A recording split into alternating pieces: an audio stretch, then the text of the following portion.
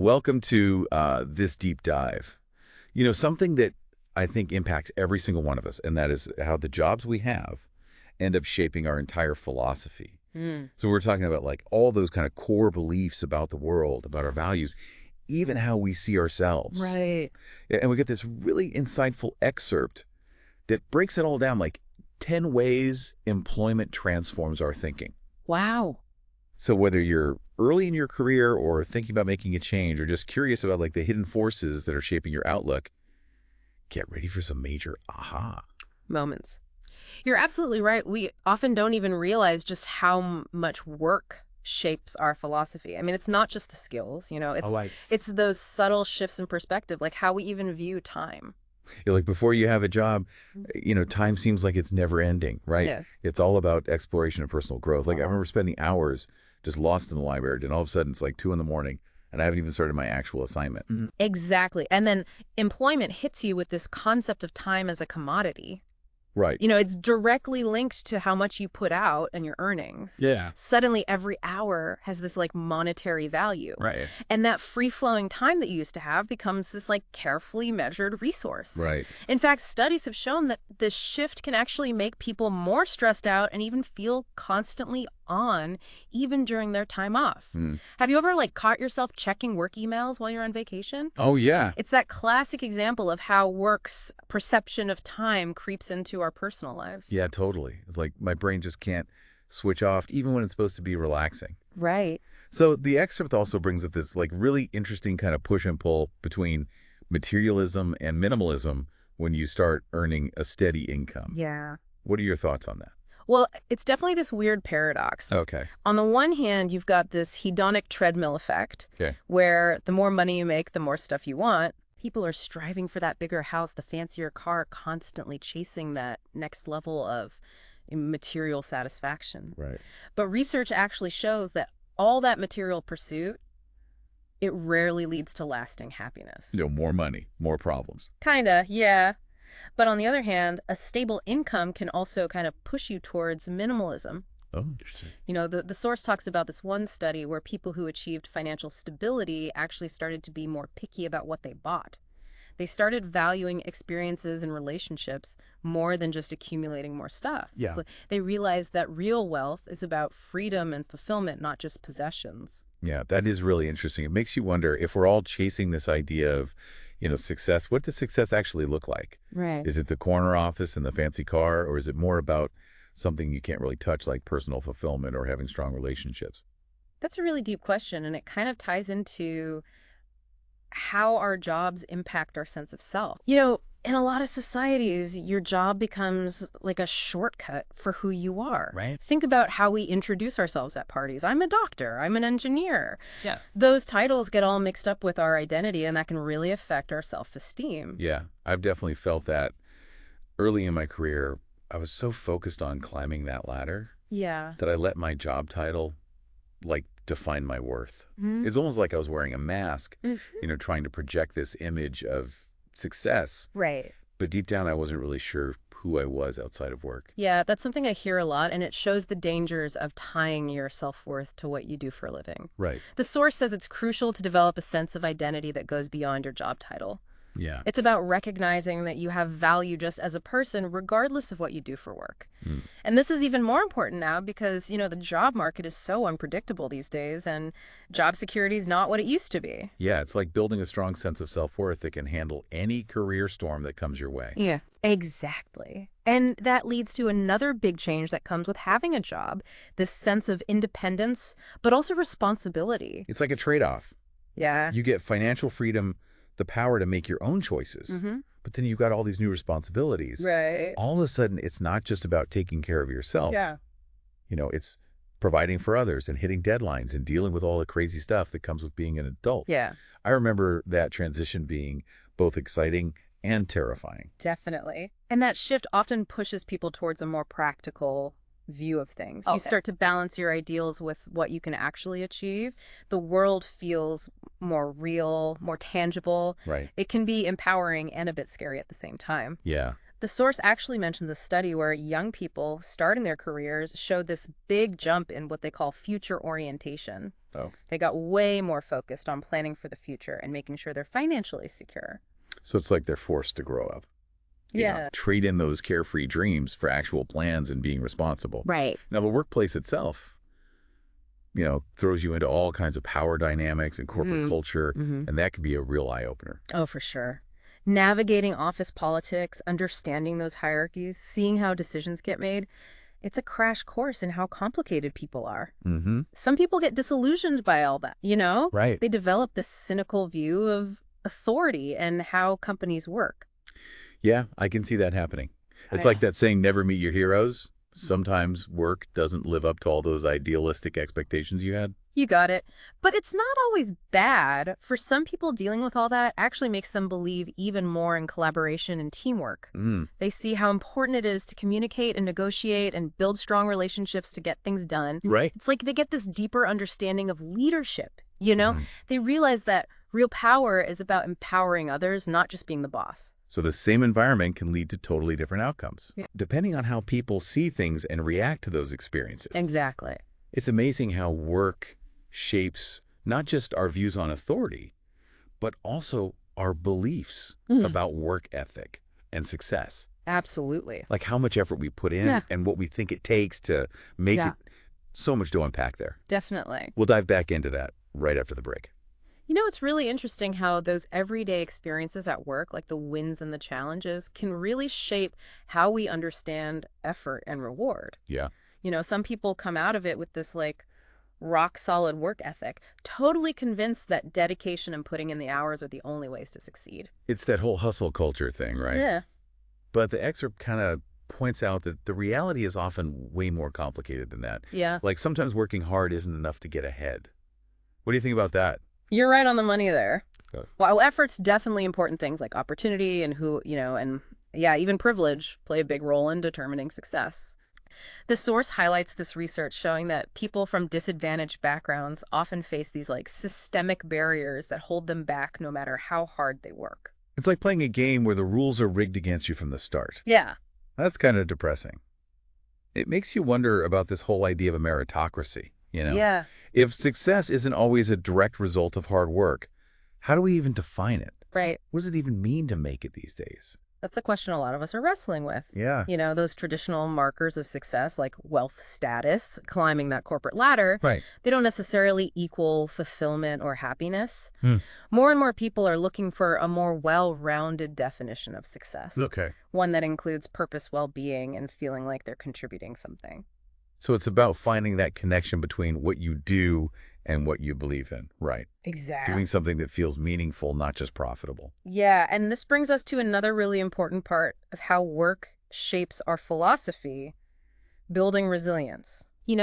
The workplace always throws you curveballs like crazy deadlines, demanding bosses, setbacks you didn't see coming. Yeah. And these challenges can either make you stronger or completely break you. Right. It all depends on how you choose to deal with them. It's like a trial by fire, right? Wow. You're getting forged in the flames of real-world experience. Exactly. The source actually talks about this concept of being anti-fragile, Mm. where people actually get stronger and more adaptable when they face stress and tough times. Interesting. Have you seen that in your own work? Absolutely. I've seen Right. people who, when they're hit with challenges, they just kind of accept it. Yeah. They don't waste energy complaining or dwelling on the negative. Right. Instead, they just focus on finding solutions, learning from their mistakes, and they come out of those experiences with a renewed sense of purpose. Wow. It's like they build up this mental toughness that helps them bounce back from setbacks even stronger than before. That's so inspiring. But I've also seen the opposite, people who just get totally overwhelmed by stress and shut down or check out when things get tough. That's a normal human response, too. We all have different ways of coping. Right. The key is to figure out healthy ways to handle stress and build resilience. Yeah. The source talks about things like mindfulness practices, having supportive relationships, and even a sense of humor as being essential tools for dealing with the challenges of work. It's like having a toolbox for those tough times. Yeah. Knowing what techniques work best for you to stay grounded and centered when everything's going crazy. Exactly. And this ties into another big topic that's been evolving lately, this whole idea of work-life balance. Yeah. How have you seen that idea shaping people's philosophies about work? It's become a huge deal for a lot of people, Yeah. especially as technology kind of blurs the lines between work and our personal lives. Right. On one hand, you have this always-on culture, Yeah. where people are expected to be available 24/7, constantly checking emails, responding to messages. That can lead to burnout stress, feeling like you're trapped in this work-life And whirlwind. I've totally been there myself. Yeah, It's so easy to get caught up in that pressure, to always be productive, to always be on. right. But the source makes a strong case for a more balanced approach. Totally. There's this growing awareness that making time for your well-being, your relationships, and having some fun isn't just a luxury. It's crucial for being productive in the long run and just being happy overall. Yeah. Companies are starting to embrace things like flexible work arrangements, unlimited vacation policies, and putting more emphasis on employee well-being. It's a whole new way of thinking, right? It is. Moving away from that old school mentality of Yeah. sacrificing everything for your career and embracing a more holistic approach to work and life. Exactly. And this shift is also changing how people choose their careers. Hmm. We're seeing more of what's called purpose-driven work, Okay. where people are looking for jobs that match their values, contribute to something bigger than themselves, and give them a sense of fulfillment that goes beyond just a paycheck. Right. They're willing to prioritize meaning over money, even if it means taking a pay cut or starting their own thing. That's awesome. Yeah. It shows that people are realizing they have the power to shape their own work experience, to create a life that feels authentic and aligned with their purpose. Absolutely. But work also exposes us to the realities of the economic system, Right. Things like income inequality and corporate practices that might feel kind of ethically shaky. Right. How have you seen these experiences shaping people's philosophies about society as a whole? It's a wake-up call for a lot of people. Yeah. They see firsthand the huge gaps in wealth, the struggles of those living paycheck to paycheck, and the sometimes ruthless nature of the corporate world. Right. These experiences can be really eye-opening, making people question the way things are and consider different economic models or social structures. So it's like a crash course in how the real world works, right? Right. And it can lead people to very different conclusions. Oh. Some might dig in their heels even more on their existing beliefs, while others might completely change their political or philosophical views. Right. Some people might become more critical of capitalism, seeing it as a system that keeps inequality going and puts profit before people. They might push for stronger social safety nets, worker rights, and a more fair distribution of wealth, while others might double down on their belief in free markets and individual responsibility, Yeah. arguing that hard work and innovation are the keys to moving up in the world. It's a whole spectrum of perspectives, and work often provides the context for these beliefs to develop. It's amazing how those individual journeys, those philosophical shifts, ultimately contribute to the bigger conversation about society. Absolutely. And this leads us to maybe the most profound question of all the search for meaning and purpose in our work. Yeah. As we gain experience, we often step back and ask ourselves, what's it all for? Right. Is this truly fulfilling, or am I just going through the motions? It's like that existential crisis that can hit you at any point in your career. We Yeah. start questioning your choices, your priorities, even your sense of self. It can be pretty unsettling. Yeah, it can. But it can also be a powerful push for growth and change. Absolutely. Some people, after some soul searching, decide to stick with their current career path. Yeah. They might find ways to make their existing role more meaningful, maybe by taking on new challenges, mentoring others, or focusing on projects that align more closely with their values. It's about finding that spark, that sense of purpose, even within a traditional job. Exactly. Yeah. But for others, that existential crisis might be the thing that makes them make a major career change. Right. They might decide to go after a passion they've always had, start their own business, or move to a field that feels more aligned with their values and goals. It's about taking that leap of faith, trusting your gut, and creating a work life that feels authentic and fulfilling. Exactly. And for some, the answer might be finding fulfillment outside of work. Yeah. They might prioritize hobbies, relationships, creative pursuits, or volunteer work as their main sources of meaning and purpose. Right. Work becomes a way to support those passions rather than the only focus of their lives. It's about recognizing that work is just one piece of the puzzle, one part of a well-rounded life. Exactly. And this leads us to the final part of our deep dive, Yeah. where we'll explore the future of work and how these changing philosophies are shaping the workplace of tomorrow. Welcome back to the deep dive. We've covered so much in this exploration of how our jobs shape our philosophies. Yeah, it's been fascinating. From our view of time to our search for meaning. It's clear that work is way more than just a way to make money. Right. It's this powerful force that shapes who we are and how we see the world. It really is. And as we wrap up, I think the biggest takeaway is that this is a conversation that keeps going. Yeah. The world of work is constantly changing, and so is our understanding of how it impacts our lives. So where do we go from here?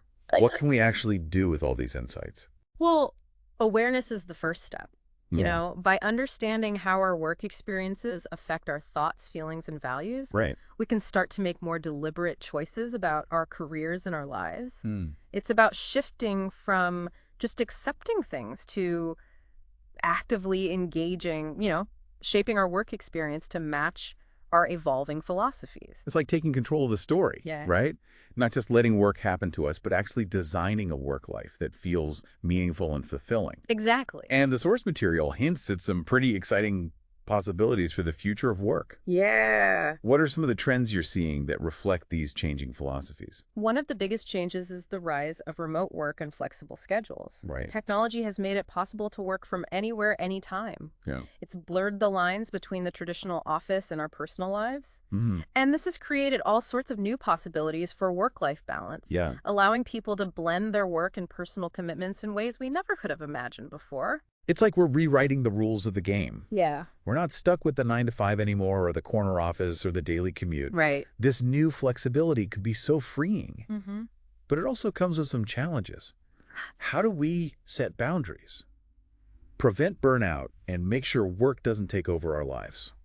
That's the big question. Yeah. And it requires a change in how we think, both individually and as organizations. Okay. Individuals need to create clear boundaries, prioritize self-care, and be intentional about how they integrate work into their lives. Right. And organizations need to build cultures that support flexibility. Yeah. They need to trust their employees to manage their own time and focus on results instead of just hours worked. It's a learning curve for everybody, but the potential benefits are huge. Absolutely. Now, another trend that's gaining traction is the rise of the gig economy and freelance work. Yeah. What are your thoughts on how this is shaping how people think about work? It's kind of mixed bag. On the one hand, the gig economy offers a ton of autonomy and flexibility. People can choose projects they're interested in, set their own hours, be their own boss.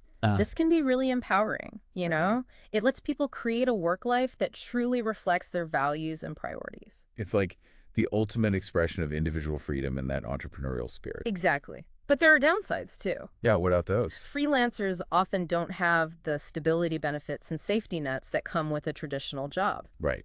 There's also this constant pressure to hustle, to market yourself, to compete for gigs in a really crowded market. Yeah. It's not for everyone. It takes a lot of self-motivation, resilience, and business smarts. It's like the Wild West of the working world. Kinda. Yeah. Full of opportunity, but also a lot of risk. Right. Now, one theme that's been woven through this whole conversation is the search for meaning and purpose in our work. Yeah. How do you see this playing out in the future? I think the desire for purpose-driven work is only going to get stronger. Mm-hmm. People want more than just a paycheck. They want to feel like their work matters. Right. Like it contributes to something bigger than themselves. Uh-huh. They want to align their talents and passions with what they do for a living. It's like that famous Steve Jobs quote, right? The only way to do great work is to love what you do. But how do we find that sweet spot? How do we discover work that really lights us up? It's a journey of self-discovery, and there's no one right answer for everyone. Right. It takes introspection, experimentation, and being willing to step outside our comfort zones. It might involve exploring different career paths, taking on side projects, volunteering, or even just having honest conversations with ourselves about what really matters. It's about matching our actions with our values, right? Yeah, exactly. Living a life that feels authentic and purposeful, both in and out of work. Yes. And that's where I see the most exciting possibilities for the future. Oh. As individuals become more aware of their values and priorities, as organizations embrace more flexible and purpose-driven models. Yeah. And as technology keeps disrupting traditional work structures, I think we can create a world where work isn't just a means to an end, but a source of fulfillment, growth, and positive impact. That's a vision worth working towards. A world where work nourishes our souls, strengthens our communities, and contributes to a more just and sustainable future. Absolutely. And it's a future we have the power to create one conscious choice, one innovative idea, one act of courage at a time. That's so inspiring. So to our listeners out there, as you navigate your own work journeys, remember this. You have the power to choose how your work shapes you. Embrace that power. Seek out work that aligns with your values. Be bold in your pursuits. And never stop exploring the possibilities. We encourage you to keep this conversation going, to share your own insights and experiences with your colleagues, friends, and family. The future of work is a collaborative effort, and by working together, we can create a world where work is a source of joy, purpose, and positive impact for everyone. Thank you for joining us on this deep dive. Until next time, keep exploring.